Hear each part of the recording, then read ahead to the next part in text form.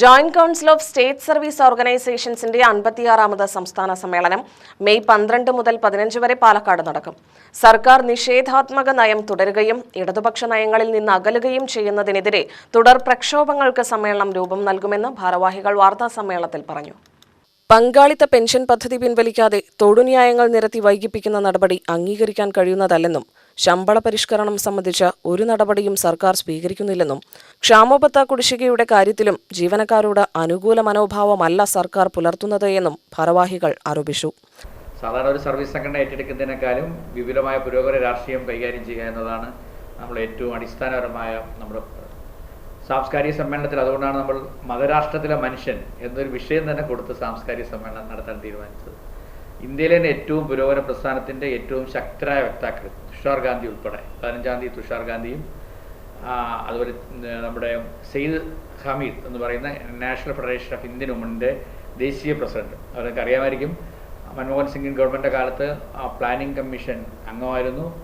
വളരെ ഒരു സൂഫി വിദഗ്ധ, സൂഫി വരികയാണ്. അങ്ങനെ വളരെ പല നിലകളിൽ അറിയപ്പെടുന്ന ഒരു വന്ധ്യവയോധികയാണ് സെയ്ദ് ഹമീദ്.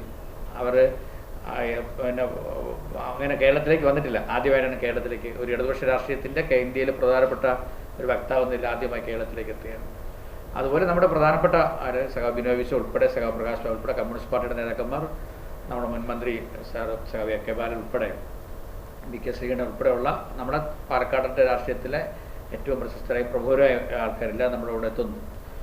സ്വാഭാവികമായി നിങ്ങളെല്ലാം ധാരണ സർക്കാർ സർവീസിലെ ജീവനക്കാരുടെ വിഷയങ്ങൾ മാത്രമായിരിക്കും നമ്മൾ ഏറ്റെടുക്കുക എന്നുള്ളത്.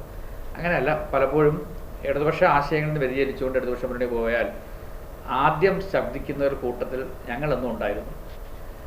സിവിൽ സർവീസിനെ തകർക്കുന്ന നയമാണ് കേന്ദ്ര സർക്കാർ സ്വീകരിച്ചു വരുന്നത്.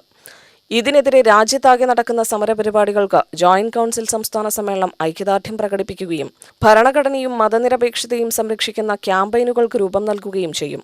മെയ് 9 പുന്നപ്ര വയലാർ രക്തസാക്ഷി സ്മൃതി മണ്ഡപത്തിൽ നിന്നുള്ള പതാക ജാഥയും അന്തരിച്ച മുൻ ഇടുക്കി ജില്ലാ സെക്രട്ടറി ബീന മോളുടെ വസതിയിൽ നിന്നുള്ള ബാനർ ജാഥയും കോഴിക്കോട് MNVG അടിയോടി സ്മൃതി കുടീരത്തിൽ നിന്നുള്ള ബാനർ ജാഥയും മെയ് 12 തൃശൂരിൽ മുൻ ചെയർമാൻ M. വിജയന്റെ സ്മൃതി കുടീരത്തിൽ നിന്നുള്ള കൊടിമര ജാഥയും പാലക്കാട് ശബരി ആശ്രമത്തിൽ നിന്നുള്ള ദീപശിഖയും സ്വീകരിച്ചുകൊണ്ട് 4 മണിക്ക് വിക്ടോറിയ കോളേജിന് മുന്നിൽ നിന്നും കോട്ട മൈതാനി വരെ വിളംബര ജാഥ നടത്തും.